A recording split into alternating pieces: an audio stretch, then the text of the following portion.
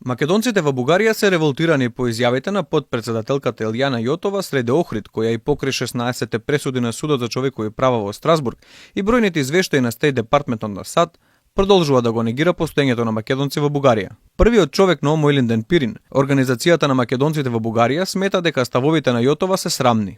Тоа е комплетна невистина и е многу срамно еден вице-председател на земја да зборува такви работи, кои што се некаде меѓу комплетната неписменост и комплетната нечестност.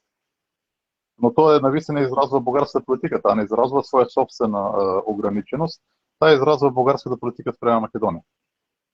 Никако признавање на македонското малцинство, знаете дека тоа е едно од барањата на Бугарија спрема Македонија, а од друга страна баране права за бугарите во Македонија. Тоа е тоа.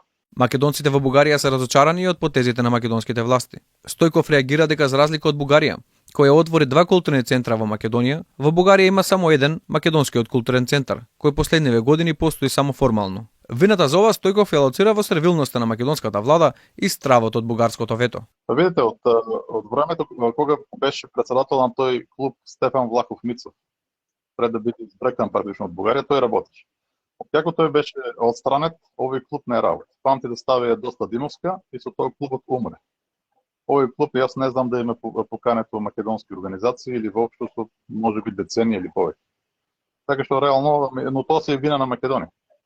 Под притисок на Бугарија, тоа е моето мислење, владите на Македонија решија да не ја дразнат Бугарија и практично Македонија да има културен центар, кој што е само формален, не врши ништо.